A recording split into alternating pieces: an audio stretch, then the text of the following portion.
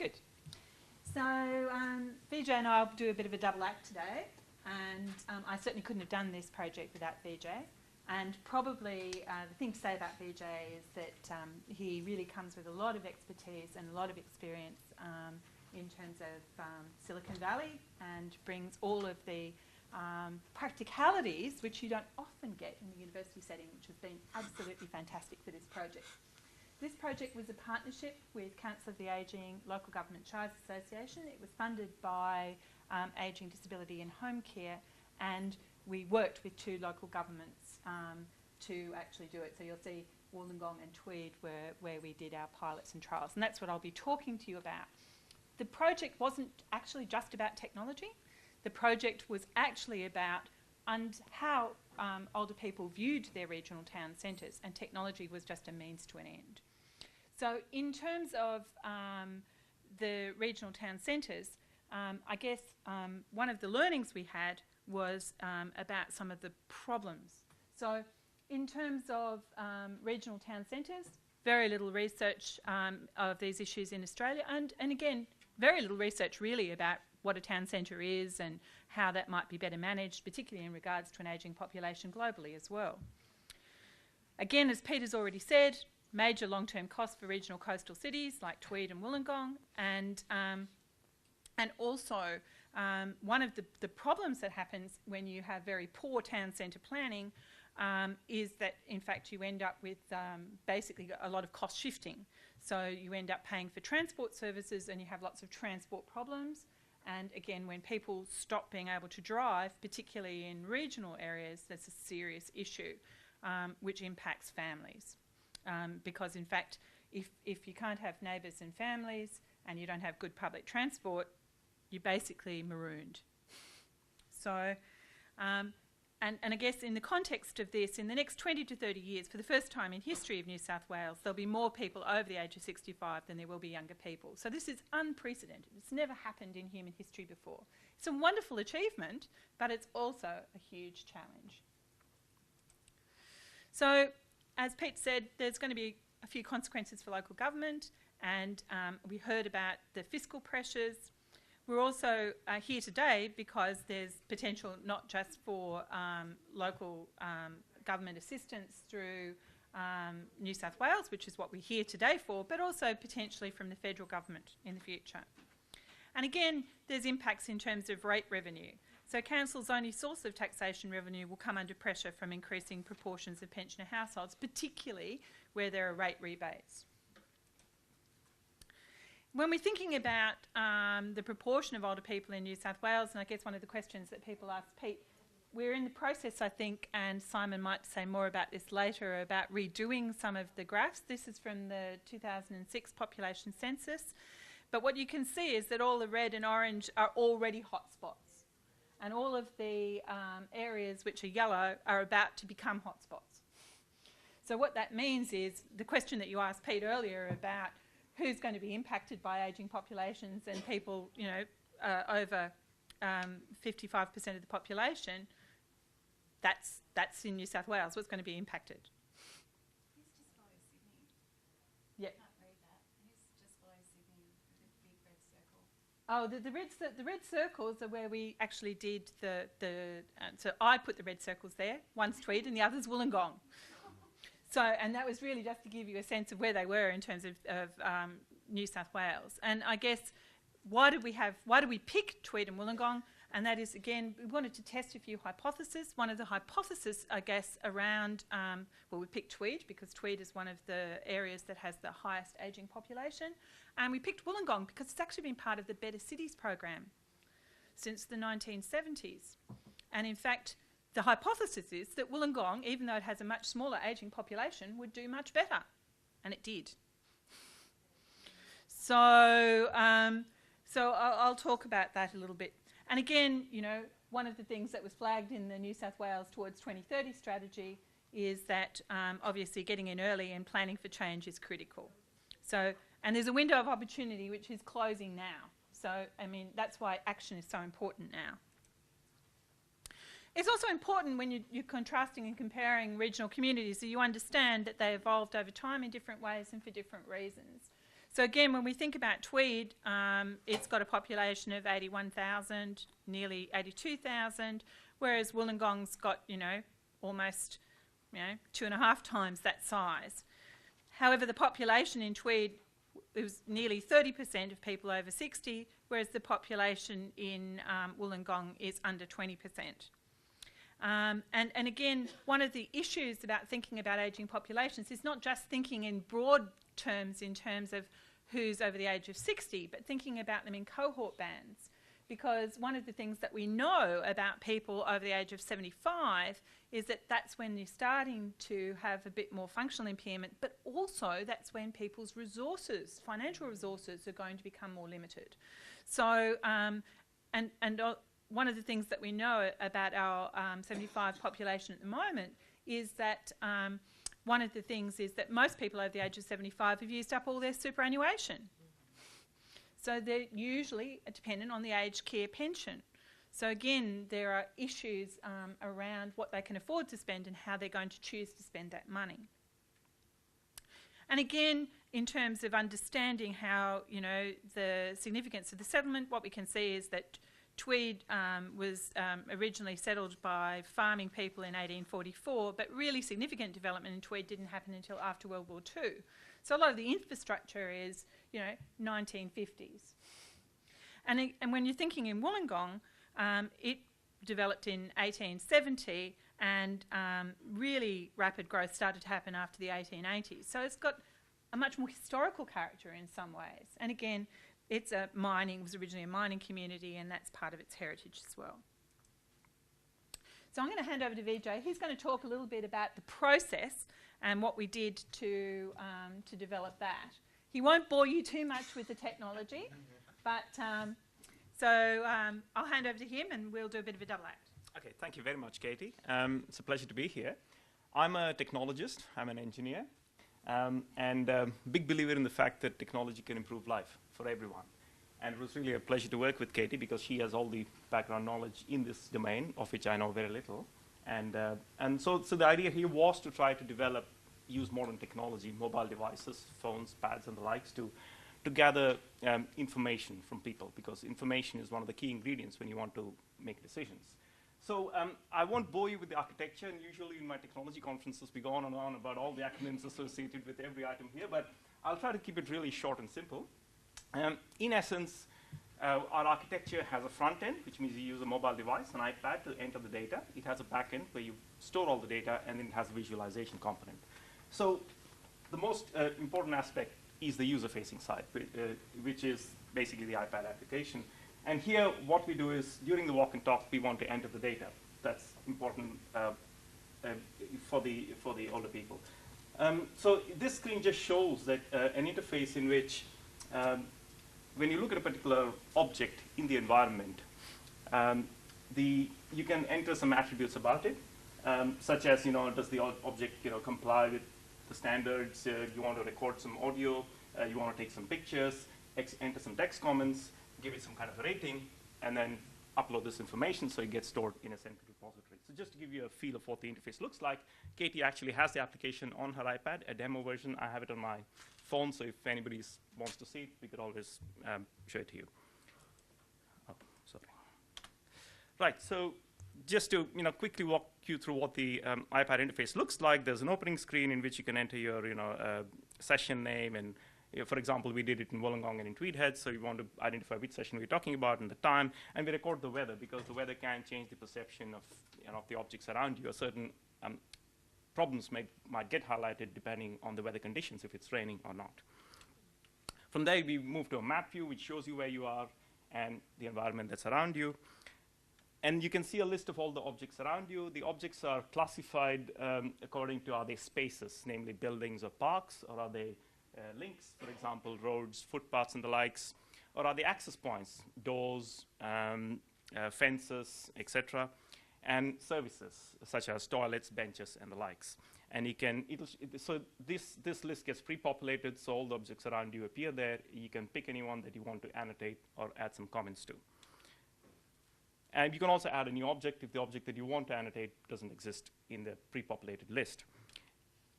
And for that object, you could you could see some basic information about, its ID, its type, and so on, and a picture, and you can even take pictures. And then you can click on the Perform Audit button, which will let you which will give you a set of audits associated with the type of object. So in this case, it will show you what the minimum width needs to be of the particular object, and that comes from the standards. Or you could just add a general comment in which you want to just enter some free text comment, take a photo of the particular issue that you've identified, and upload it.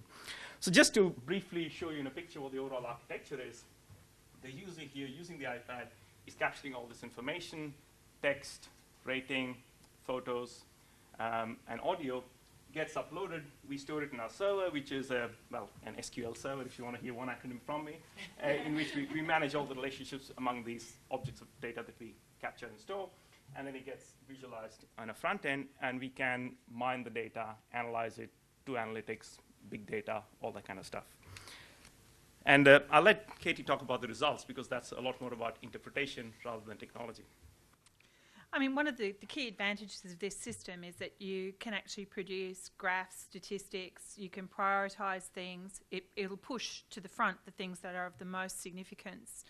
And in this case, what we can see here is all of the results, if you like, pop up as little bubbles. Now, what we did was we allowed the older people to identify the things that were of concern to them, either because they were good, they perceived them as being helpful, because they were bad, or because they were ugly. So, and the rating system, so you can see here that that's the Tweed one, and you can see that orange is sort of neutral, red is bad, green is okay, and blue is good. So it's a sort of continuum. And in fact, the walking path lights up, if you like, telling you about its suitability for older people. So it's a very easy and clear way to visualise an older person's experience of their town centre. And as I said, it's all GIS encoded. It can go straight to council. It can be integrated in all of their existing systems. And that's actually one of the things that we'd like to do next. That's the next stage of research. Now, as I mentioned, the whole issue about a town centre and how you construct a walk and talk is actually quite problematic. And one of the things that when we looked at the literature, particularly for people over the age of 75, and we'll hear a lot about active ageing, but again, if you're not thinking about the people who are most likely to not be driving, the older people, so the cohort that's 75 plus, then in fact your planning is going to miss their needs, and they're the group that is going to have the greatest difficulty mobilising. So we know from the literature that really 400 metres is the limit. So if you're going to extend that, then in fact you have to provide extra transport services or seating so that people can stop and rest. So in constructing our walk and talk, we were very mindful of this. Of course, we didn't want anyone to expire on us during the walk and talk. And so we used maps and GIS to try and map all of the possible walk and talk routes, and then we chose the walk and talk groups with the older people on the basis of the services that are of most interest to them. Because one of the things we were looking for is how services were clustered or not, as the case might be. One of the first problems we had with Tweed, of course, is that technically there's 5 town centres in Tweed. And so that's a serious issue for older people and for getting services. But there was some agreement that in fact Tweed City Centre was in fact probably the one that had the best clustering of services. And so we looked at the walk and talk in this case from the Tweed Centro, which is their big shopping centre, to their local hospital. So you can see here that, that this is us collecting the older people. And in this case, we used volunteers from the Active Walking Club. The average age in this case was 68 years. They ranged in age from 53 to 75. The average length in Tweed Shire was 17 years, and that ranged from 3.5 years to 52 years. And again, I guess that represents it as a sea change type community. So that was us as we were setting off. That's Ollie, who was an honours student who helped. And she's one of the people that was very important in designing the actual iPad interface. So as we can see, we've got a summary of the results from the amalgamation, and you can see we actually did 3 walk and talks here, and you can see that we've got a percentage in terms of overall comments in terms of very good and very poor.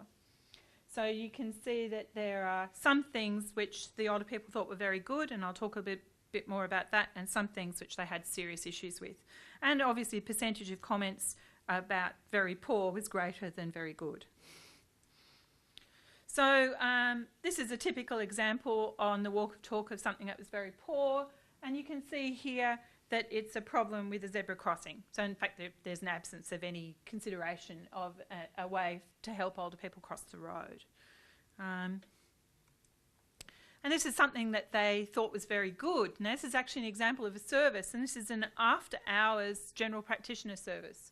So this was something which was highly valued and highly used. So again, so when we're talking about planning from local government, it's not just about the bricks and mortar road and crossings, it's also about the approvals that are given that enable services that older people value to be in the right place. This was something that they thought was ugly, and this is an example of a shopping trolley left with empty beer bottles and things like that. So this concerned them because for them it made them feel fearful about being out and about and walking around the town centre. Now, one of the things about the app is that it captures their experience in their own words. Street lighting needs to be alternated either side of the road instead of just one side of the road to light up pathways both sides. So one of the things we heard that was very effective in Peter's workshops was actually taking people and exposing them to what older people really think. And this is another way of achieving the same sort of thing. So instead of it being filtered by somebody else, you actually hear it raw from the source. And again, you can hear. Oh, it's just the yellow stands out for people that haven't got very good sight, and it just points out that a slope, there's a bit of a slope there, and you've got to watch out for it. Oh, it's just Sorry? the yellow stands out. Okay. Wollongong, as I said earlier, and is there anyone here from Wollongong? Aha, good. Wollongong has in fact been part of the Better Cities program for a much longer time. It has a much clearer city centre, and that city centre has had quite a lot of work done on it. So in Wollongong we had 2 groups, and these were all volunteers from the University of the Third Age. The average age was 72 years, and they ranged in age from 69 to 76. But one of the things that stands out here is that some of the participants had lived in Wollongong almost their entire lives, so 72 years. So there's a really deep and strong attachment by local residents to Wollongong and to the city centre. And again, when you see the walk and talk route, you can see there's a lot more green here. So there's a lot more that they like about their city centre. And again, if we're looking at percentage of comments, although we've still got some in the very poor range, if we look at the good range, that's actually really high. That's 56, or over 56% of the total comments. So one of the interesting things that the older residents really liked about Wollongong was the history of the area being made more public and shared with younger people. So one of the things that's outside the library was a statue about the mining heritage, and that was something that they really liked. Something that they thought was very poor was, in this case, a very steep street, so that it's very difficult to negotiate. And this was something that they thought was very ugly, and again, this was about how the new buildings and the facade sort of matched or didn't match. So it was sort of quite interesting to hear what they had to say about some of these things. Again, Wollongong in their own words, and those people who come from Wollongong will know that the birdcage can be quite controversial.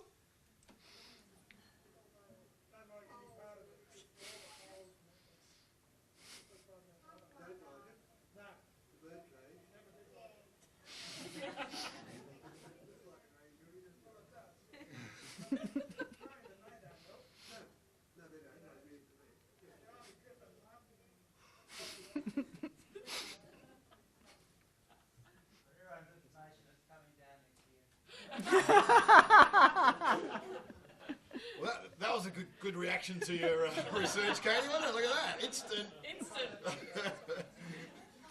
And you'll see here that they were talking about things like the shops and the condition of the shops. They're very dandy. The cars aren't really good. You have Spotlight, that's a big shopping Yeah. So one of the things that concerned them was when shops became vacant or when the area looked like it was deteriorating. So again, strategies that make a difference about keeping an area vibrant were obviously very important to them, and that was one of the learnings that we had. The other thing that we did in relation to this, apart from the technology, was that we looked at how it impacted well-being. So we used the World Health Organization quality of life, and we looked at a couple of the facets. So we looked at things like sensory abilities and some of the other facets. What you can see here is that, and as you would expect, the average scores were really quite high. So the transform scores for quality of life were 74. And you have to remember that both groups were active groups. So they're not isolated older people. They're people that are involved in university third age, and they're involved with the walk and talk. So you would expect that they would have quite high scores. What I guess was less expected was that their sensory abilities were so low, given that they were actually quite active. And in fact, if you talk to these older people, they would not have identified that they had any functional limitations at all. And as you saw, they actually, most of them were below that 75 cut that I was talking about earlier. So I think that the point that here is that often older people do not, for a whole range of reasons, identify things like limitations with vision and hearing. And we often overlook these, and that's really, really important for managing in your town centre. So, and again, we've got quite high social participation scores, as you would expect, because this group is a group that's quite active. So I'll hand over again to Vijay just to quickly go through a little bit more of the technical back end. Okay, I think just to looking forward, where do we want to go from here? Some of the things we've been looking at since we did the walk and talk is to try to see if you can actually, walk and talk was done with basically a group of volunteers, and one of our students was driving the whole thing, working with the app. But if you really want to collect large-scale information, we think the way to do it is to just release the app out there so that people can use it themselves. As they're walking, doing something, they notice something, they can go and enter it, rather than having to organize a particular event at which it is done. But in order to do that, obviously the application has to be made a lot more usable. At the moment, the objects that show up are all shown in a list, and you have to scroll up and down, try to search for it. So we are working on some enhancements to try to make it a lot more usable for an individual by themselves. And so we are trying to make our whole app a lot more map and visual based rather than showing them long lists. So we are in the process of trying to release our app on the App Store, both for the phone and for the iPad. And one of the things we're doing is we are letting individuals use it by themselves. So it's an individual login, and then you can try the app. Of course, if you want to do a group session, we can always also do the group session, the functionality that we had before. And so just to show you that we are trying to make our app a lot more map and visual based. So earlier we could just see the objects as a list. Now you actually see them on your map, and then they have icons which show what kind of an object it is. And then you can tap on one, it'll show you more details about what is a particular object that you've picked. And then you can see a photo, and then you can do the audits again all a bit more visually. We're hoping that this will make the app a lot more usable, but we are definitely looking to, to engage more and get some feedback on what are the things that could be done to make the app a lot more usable, especially by older people. Right.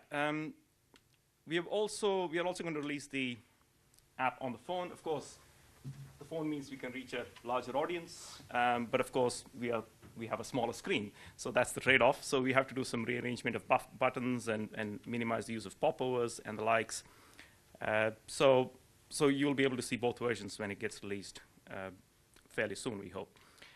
Now, the other big thing we want to do is to, in addition to enhancing the user interface, is to really use this as a mechanism of collecting large-scale data. Not just do one-offs once in a month or a few months, but really use it on a very continuous basis to keep getting data. And be able to, sorry, do you want to add something? I was going to say it's really important to get what we would call longitudinal data, so we can actually look at changes over time, and we can look at what worked and learn from that.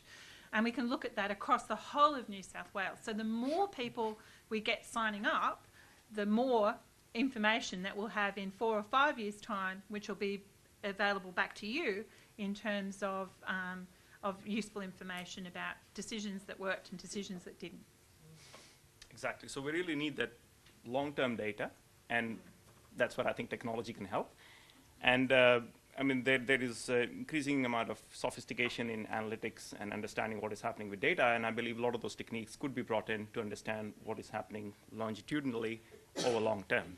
Right? The other thing that I think we are interested in is to incorporate into the app some way of obtaining feedback from people. So in the local community, if there's a particular issue that needs to be discussed, at the moment there are town hall meetings or other ways to gather input. It could be augmented by having an app either as a standalone or integrating into this existing app to actually push surveys, questions, so that you can get some feedback from people without necessarily having to rely only on town hall meetings. So that's something we're working on. I actually have another app that I've done for another project, which is meant for surveys. We are looking to see if we can integrate some of those into this one. I'll stop there. Okay, thank you very much. And if you'd like to ask us any questions, we don't guarantee to have answers, but we'd love to try.